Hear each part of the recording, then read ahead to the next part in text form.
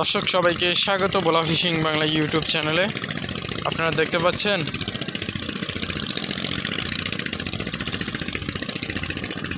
জাউর থেকে মাছ ধরতেছে, প্রায় ড্রোন শটের মতো দেখা যাচ্ছে, কিন্তু আসলে এটা ড্রোন শট না। আমি ব্রিজের উপর থেকে আপনাদেরকে দেখাচ্ছি, একটু জুম করে দেখাচ্ছি।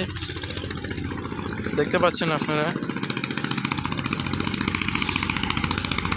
প্রায় গলা সমান পানি, সেখান থেকে ওনারা ডুব দিয়ে মাছ ধরে।